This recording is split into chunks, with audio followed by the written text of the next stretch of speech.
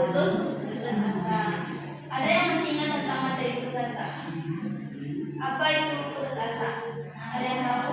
Ya, Yela? Kemarin kita belajar tentang putus asa. Ya, gimana putus asa? Putus asa itu adalah ketika kita mengalami perasaan yang ingin menyerah, perasaan yang ingin melepaskan semuanya itu. Jadi kondisi seseorang yang menyerah gitu. Ya, betul ya. Selanjutnya pada hari ini materi kita masih tentang perilaku tercela. Putus asa itu kan merupakan perilaku tercela. Nah, jadi selanjutnya kita akan membahas tentang yang namanya wadab. Nah, kenapa kita perlu untuk mempelajari tentang wadab tersebut? Ada yang tahu? Nah, jadi kenapa harus mempelajari wadab? Yaitu supaya ketika kita tahu bagaimana dampak dari wadab ini, kita bisa menghindari dari perilaku tersebut, karena wadab ini merupakan suatu perilaku yang tercela. Makanya kita harus mempelajarinya. Baik, anak ibu semuanya, sebelum ibu menjelaskan, ada yang tahu apa itu wadab? Apa yang dimaksud dengan wadab? Kalian tahu? Udah ada yang pernah dengar tentang wadab itu? Ya, coba ya. Apa ya wadab? Marah. Marah. Selain marah, ada nggak? Ada yang lain? Nah, jadi betul ya, wadab itu merupakan suatu perbuatan tercela atau nama lainnya adalah marah. Selanjutnya kita masuk kepada pengertian dari wadab. Dari sini ada pengertiannya secara bahasa berarti marah. Kemudian wadab ini berasal dari bisikan setan. Nah, karena wadab ini merupakan perilaku tercela, maka perilaku tercela ini bersumber dari setan yang membuat seseorang itu tidak bisa mengontrol emosionalnya. Kalau tidak bisa mengontrol emosionalnya, berarti dia mudah untuk marah.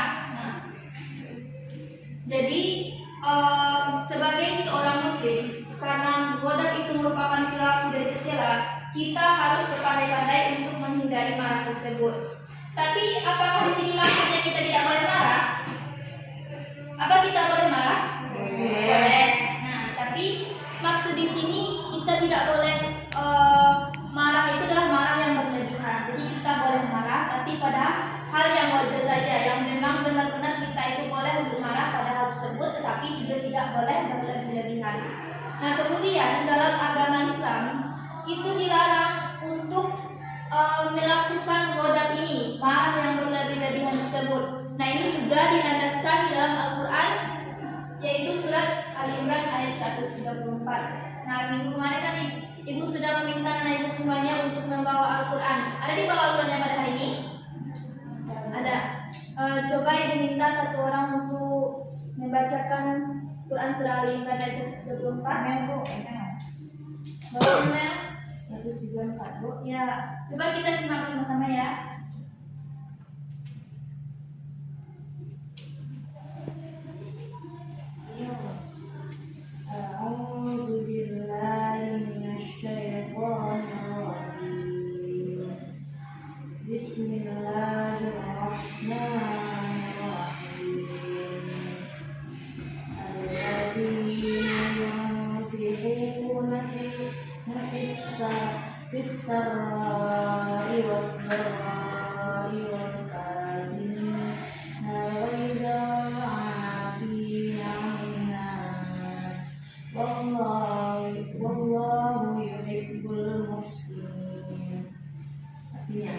Yaitu orang-orang yang berinfak baik di waktu lapang maupun sempit, dan orang-orang yang menahan amarahnya dan memaafkan kesalahan orang lain, dan Allah mencintai orang yang berbuat kebaikan.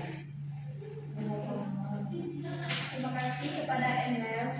Nah, jadi anak ibu semuanya, di dalam Quran surah Al-Imran ayat 134 itu ada kata kita tidak boleh marah dan harus memaafkan orang lain. Nah, jadi di sini maksud dari ayat tersebut, kita tidak boleh marah secara berlebih-lebihan kepada orang lain. Dan jika itu masih bisa dimaafkan yang membuat kita marah, maka kita harus memaafkan orang lain, karena itu akan mendapatkan ganjaran dari Allah, yaitu berupa pahala kepada kita dan juga keberkahan. Nah, selanjutnya kita masuk kepada dampak ghadab. Nah, tentu sesuatu yang dilarang oleh Allah tersebut pasti memiliki dampak kepada kita, baik itu berupa perilaku terpuji maupun perilaku tercela. Nah, apa dampak dari ghadab ini? Yang pertama adalah tidak dapat berpikir tenang dalam menghadapi permasalahan. Anak ibu semuanya, ada nggak yang tidak pernah mengalami masalah dalam hidupnya? Ada nggak?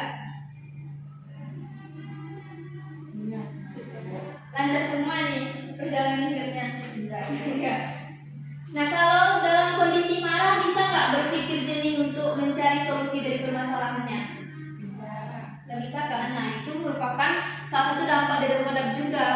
Jadi kita tidak bisa berpikir tenang jika kita menghadapi suatu permasalahan kalau kita sedang marah. Nah, yang kedua adalah tidak dapat menyelesaikan permasalahan secara baik berdasarkan pertimbangan pikiran yang sehat. Karena dalam kondisi kita marah, emosional kita tidak bisa kita kontrol. Jadi jika datang suatu permasalahan kepada kita, maka kita tidak akan dapat menemukan solusi yang tepat dari permasalahan kita tersebut. Nah, selanjutnya ini juga menimbulkan kepada kesehatan fisik. Jadi bukan hanya pada permasalahan mental saja ghadab ini berdampak pada diri kita, tapi juga kepada fisik. Nah, apa itu contohnya? Ada yang tahu dampak marah kepada fisik kita? Ada yang tahu nggak apa dampaknya? Gimana dong? Sesak dadanya. Ya, betul. Yang lain? Nah, jadi contoh dari ghadab ini dapat berdampak kepada fisik kita selain sesak nafas yang disebutkan tadi, yaitu adalah bisa kayak berupa penyakit stroke, penyakit jantung. Nah, itu kenapa bisa seperti itu? Karena marah itu terjadi kondisi mental seorang itu emosionalnya tidak bisa terkontrol, maka itu darahnya bisa naik kayak darah tinggi. Nah, dari darah tinggi itu bisa menyebabkan seseorang itu stroke. Nah, yang lebih parah lagi bisa kena penyakit jantung. Makanya kita disuruh untuk menghindari dari perilaku ghadab ini. Selanjutnya adalah sikap ghadab dapat menimbulkan kekecewaan atau sakit hati orang lain. Nah, kenapa ghadab bisa menimbulkan sakit hati orang lain? Ada yang tahu? Kenapa orang bisa sakit hati ketika kita marah? Gitu. Karena kan ketika kita marah, kita pasti mengeluarkan kata-kata yang tidak menyenangkan hati orang lain. Nah, makanya marah ini dapat menimbulkan kekecewaan terhadap orang lain. Jadi bukan hanya merugikan diri kita sendiri, tapi juga merugikan orang lain. Nah, yang terakhir adalah dapat menimbulkan kerugian materi jika disertai dengan perbuatan anarkis. Di sini maksudnya adalah terkadang orang yang marah secara berlebih-lebih itu bisa kayak melempar barang gitu kan, melempar, apalagi yang dilempar itu barang-barang berharga gitu. Jadi bisa merugikan kita secara materi. Bukan hanya merugikan mental, merugikan fisik, tapi juga bisa menimbulkan kerugian materi. Nah, itulah alasannya kenapa kita harus menghindari perilaku dari ghadab. Nah, sampai di sini ada anak ibu yang belum paham apa itu ghadab? Paham, Bu. Nampak dari ghadab ada yang belum paham? Paham, Bu. Jadi tidak ada yang perlu ditanyakan nih. Kalau ada, coba tunjuk tangannya. Tidak, Bu. Tidak ada? Bu, nanya Bu. Ya, baiklah. Kalau katanya kalau kita marah-marah tuh bisa menyakiti diri sendiri, Ya. kita kan Bu.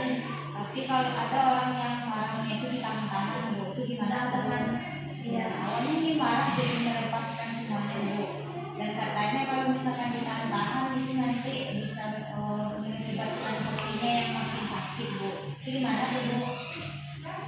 Ya, jadi kalau marah yang ditahan-tahan itu juga dapat menimbulkan efek pada fisik kita seperti yang sudah Ibu sebutkan tadi, yaitu bisa menaikkan darah tinggi sehingga dapat menimbulkan beberapa penyakit. Nah, jadi bagaimana solusinya bagi orang-orang yang menahan amarah ini? Nah, itu tadi yang dijelaskan dalam Quran surah Al-Imran 134. Solusinya adalah kita bersikap sabar dan juga memaafkan terhadap orang lain tersebut. Tapi kalau misalnya perbuatannya memang sudah keterlaluan, kita bisa mengajak dia untuk berbicara dan mencari solusi berdua, ataupun bisa mencari jalan tengah atau seperti orang ketiga gitu untuk menjadi penengah dari permasalahan tersebut.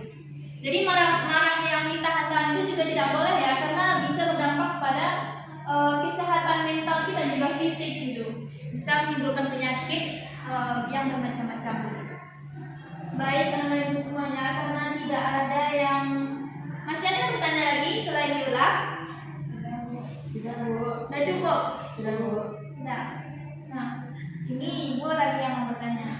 Ini gambar pertama, bisa diperhatikan? Sudah, Bu. Ya, nanti ibu akan beri pertanyaan. Nah, ini gambar yang kedua. Jelas? Ada yang nggak jelas di belakang? Jelas kan? Ini gambar yang kedua. Selanjutnya, ini gambar yang ketiga. Udah? Bisa lihat? Nah, ini gambar yang terakhir. Nah, ibu mau menanyakan kepada anak ibu semuanya.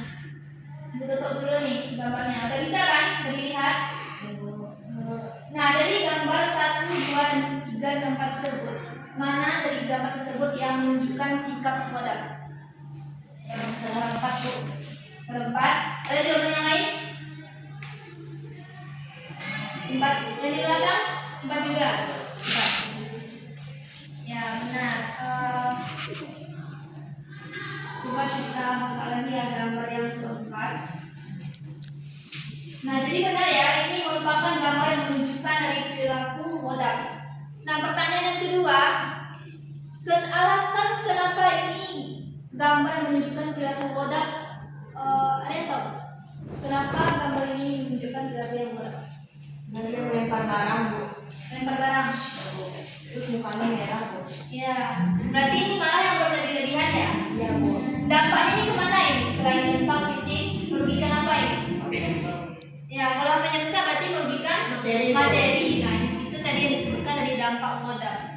Nah, jadi anak ibu semuanya, modal itu sangat perlu untuk kita hindari. Sebisa mungkin kalau ada yang jahat di kita usahakan untuk memaafkannya. Nah, baik, karena waktu kita sudah habis, ibu harap dari materi yang disampaikan pada hari ini anak ibu semuanya bisa memahaminya dengan baik. Kalau masih ada yang perlu ditanyakan, boleh ditanyakan minggu depan karena waktu kita sudah terbatas. Nah, terakhir ibu mau meminta kesimpulan dari anak ibu semuanya, 1 orang saja. Boleh siapa yang mau inisiatif menyimpulkan dari perilaku modal? Apa yang dia tangkap aja? Si ibu. Ya, benar sih. Boleh berdiri depan biar teman-temannya bisa mendengarkan. Yang di belakang coba perhatikan ya.